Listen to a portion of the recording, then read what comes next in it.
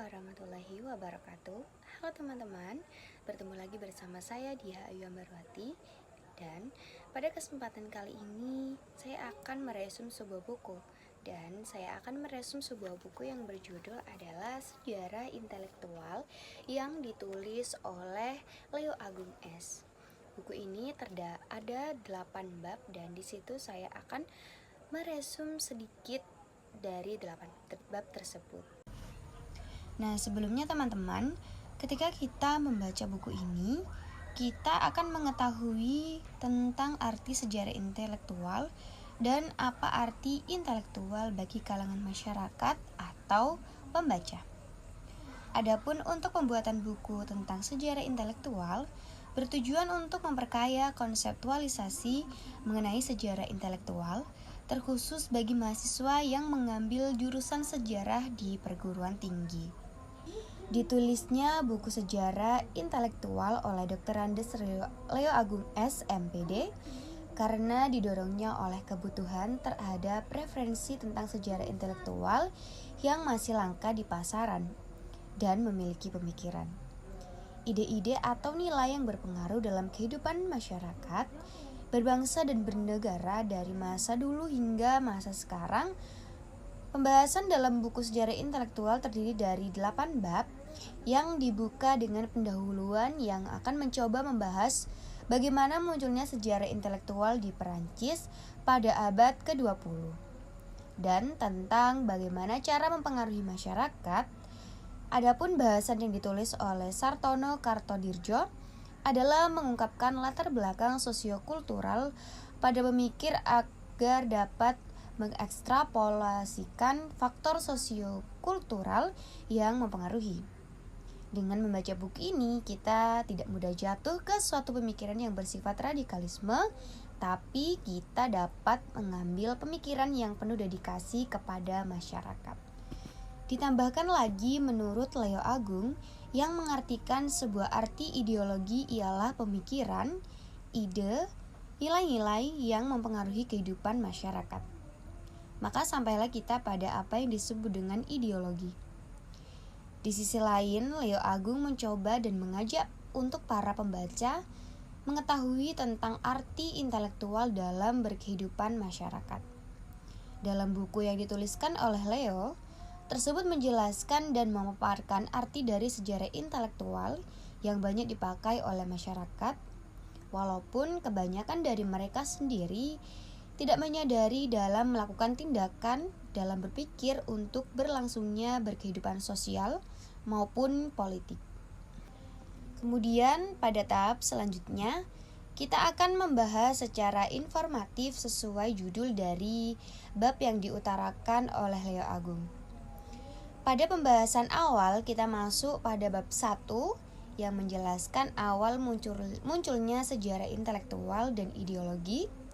Adapun untuk menjelaskan sejarah intelektual itu sendiri menurut Kuntowijoyo pada tahun 2003 yang mengatakan bahwa sejarah pemikiran atau intelektual selalu mulai dari teks.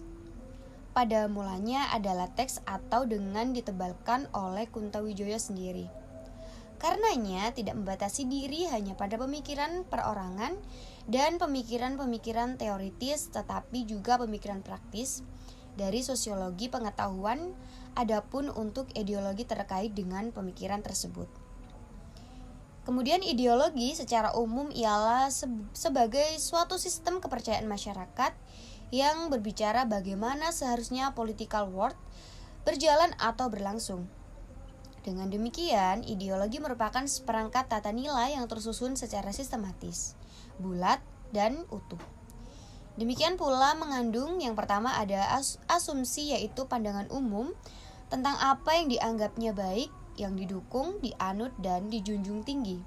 Kemudian yang kedua ada kaidah, yaitu sebuah rincian dari asumsi yang menjadi pegangan atau pedoman.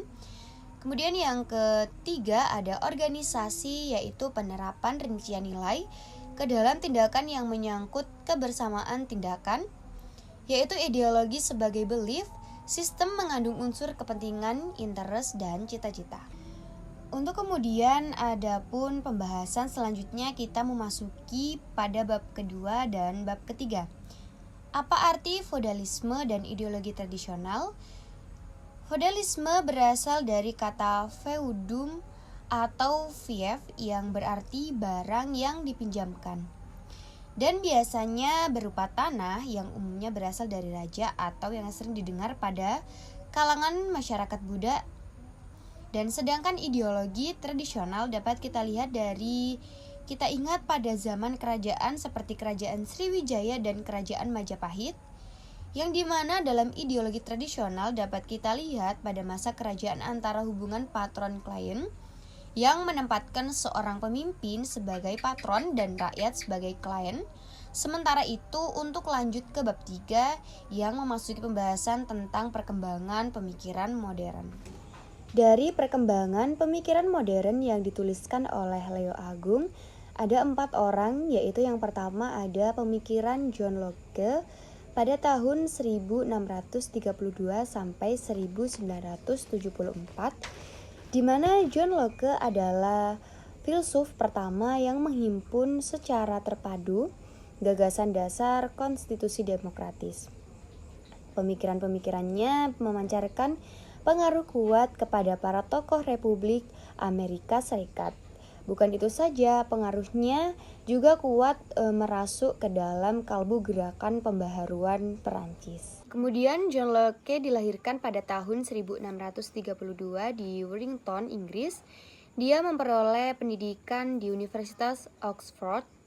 Ia memperoleh gelar sarjana muda pada tahun 1656 dan gelar sarjana penuh tahun 1658.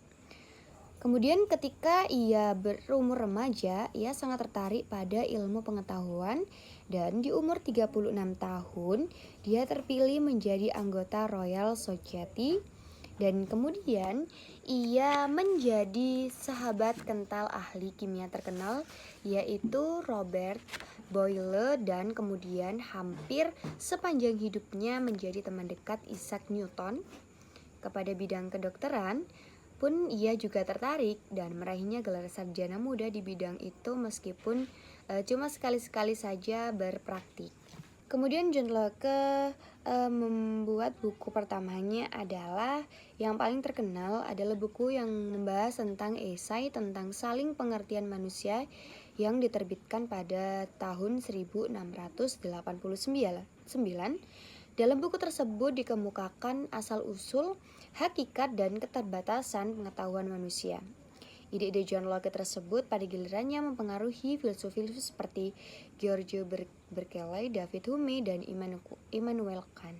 Kemudian yang kedua ada Montesquieu yang lahir di Prancis dan ia adalah seorang ahli hukum negarawan dan ahli ilmu pastinya, di mana karya-karyanya antara lain ada buku yang membahas tentang The Spirit of Laws yang isinya mengumumkan konsep pembaruan dalam kehidupan politik dan ada buku yang membahas tentang kemasyhuran dan kehancuran Romawi. Kemudian yang ketiga ada pemikiran Voltaire pada tahun 1694 hingga 1778 yang dimana nama lengkapnya adalah Francois Marie Araud dan lebih dikenal dengan nama penanya Voltaire. Voltaire lahir pada 1694 di Paris, Prancis dari keluarga menengah dan ayahnya adalah seorang ahli hukum. Kemudian di masa mudanya Voltaire belajar di perguruan Jesuit Louis Le Grand di Prancis. Selepas itu dia belajar ilmu hukum sebentar tetapi kemudian ditinggalkannya. Selaku remaja di Prancis dia dikenal sebagai remaja yang pandai dan dalam humor. Dan selanjutnya yaitu ada pemikiran-pemikiran dari J.J. Rousseau dan pengaruhnya. Kendati mulainya Rousseau sahabat sejumlah penulis pembaharuan Perancis, jalan pikirannya segera bersimpang jalan tajam dengan mereka. Rousseau menentang rencana Voltaire mendirikan sebuah teater di Genewa. Rousseau bersikeras bahwa teater merupakan sekolah yang membejatkan moral. Kemudian Rousseau dibenci habis-habisan oleh Voltaire. Tulisan-tulisan Reo Seo dinilai oleh banyak orang sebagai faktor penting bagi pertumbuhan sosialisme, romantisme, anti-rasionalisme, serta perintis jalan ke arah pecahnya revolusi Prancis dan merupakan penyumbang buat ide-ide modern menuju demokrasi dan persamaan. Dia juga dianggap punya sumbangan penting dalam hal pengaruh teori pendidikan modern. Dari keempat tokoh yang disebutkan tadi, yang paling menarik dibahas ialah dari pemikiran Montesquieu pada tahun 1689 hingga 1755 yang ia dilahirkan di Perancis dan seorang ahli hukum, negarawan dan ilmu pasti. Dalam hal pemikirannya, Montesquieu membanyak faktor yang turut menentukan antara lain jenis bentuk pemerintahan, yaitu merupakan faktor lain yang bersifat geografis, dan yang terakhir teori yang terkenal di Eropa pada abad 17 sampai ke 18 ialah teori trias politika. Kemudian kita lanjut pada bab 4 yang akan memasuki pengertian ideologi modern yang membahas arti dari liberalisme, kapitalisme, dan imperialisme, dan kolonialisme. Liberalisme adalah suatu paham yang menghendaki adanya suatu kebebasan individu dalam segala bidang, baik di bidang politik, ekonomi, maupun agama. Sedangkan arti kapitalisme menurut Ebenstein pada tahun 1987 mengatakan kapitalisme adalah sistem sosial yang menyeluruh lebih dari sekedar tipe tertentu dalam perekonomian. Adapun imperialisme adalah berasal dari kata imperium dalam bahasa Latin yang berarti memerintah, kemudian arti itu berubah menjadi hak memerintah. Arti ini pun mengalami perubahan lagi menjadi daerah di mana kekuasaan memerintah itu dilakukan. Dengan ini, maka imperium selalu dihubungkan dengan kekuasaan dunia, sedangkan kolonialisme telah lama muncul dan dipakai di berbagai pustaka, sehingga kata kolonialisme bukan merupakan hal yang asing lagi. Terus koloni dapat diartikan orang atau masyarakat yang bermukim di daerah baru, yang merupakan daerah asing, sering jauh dari tanah air atau negara asal.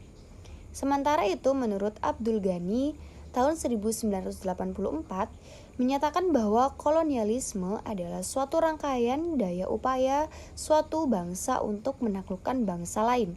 Seperti contohnya bangsa Indonesia yang ditaklukkan oleh bangsa Belanda atau dijajah oleh bangsa Belanda dan juga Jepang. Selanjutnya yaitu pembahasan untuk bab 5 yang membahas tentang perkembangan ideologi modern yang tidak jauh dengan pembahasan dari bab 4 tadi. Namun dalam bab 5 ini kita membahas tentang perkembangan ideologi modern yang ada 3, yaitu yang pertama nasionalisme, yang kedua demokrasi, yang ketiga sosialisme, dan yang terakhir komunisme, fasisme. Dan arti dari nasionalisme sendiri adalah sekelompok masyarakat yang mendiami wilayah tertentu dan memiliki hasrat serta kemauan untuk bersatu karena adanya persamaan nasib, cita-cita, dan tujuan. Arti demokrasi bentuk atau mekanisme sistem pemerintahan suatu negara adalah upaya untuk mewujudkan kedaulatan rakyat atas negara untuk dijalankan oleh pemerintahan negara tersebut. Menurut Insinyur Soekarno pada tahun 1963 menyatakan bahwa sosialisme adalah bukan saja merupakan suatu sistem masyarakat, tetapi sosialisme juga suatu tuntutan perjuangan yakni kemakmuran bersama. Sedangkan komunisme banyak dipakai praktik oleh negara Rusia adapun fasisme banyak dipakai oleh Jerman pada masanya. Kemudian lanjut pada bab 6. Pada bab 6 ini kita membahas tentang peradaban Barat dan Timur. Peradaban Barat pada abad ke-18 banyak ditemui di Amerika Serikat dan di Eropa, tapi juga di belahan dunia. Dan ciri-ciri pokok peradaban Barat adalah sekularitas, pragmatis, dan hedonisme. Sedangkan untuk peradaban Timur banyak dikenal dari negara Mesir, sehingga banyak yang menyebut negara tersebut sebagai peradaban tertua di dunia Timur. Kemudian pada peradaban Timur ini ada 3 aliran yang dikenal dari kebudayaan Timur, yakni Konfusianisme, Buddhisme, dan Islam. Ketiga aliran ini telah mempengaruhi seluruh Asia lebih dari 2000 tahun. Ketiganya mengilhami sistem pendidikan, seni sastra, perundangan, organisasi sosial, dan dalam tingkat lebih dalam membentuk kesadaran kolektif yang mendasari hidup yang sadar rakyat Asia. Kemudian untuk bab 7 kita akan mengetahui perkembangan iptek di Indonesia dan pengaruhnya. Adapun dampak dari perkembangan iptek bagi Indonesia antara lain menjaga keserasian dan keseimbangan dengan lingkungan setempat, dan teknologi yang akan diterapkan hendaknya betul-betul dapat mencegah timbulnya permasalahan di tempat itu. Yang terakhir, memanfaatkan seoptimal mungkin segala sumber daya alam dan sumber daya manusia yang ada. Adapun untuk pengaruhnya tergantung manusianya sendiri menyaring ilmu dalam segala bidang untuk kemajuan negara itu sendiri.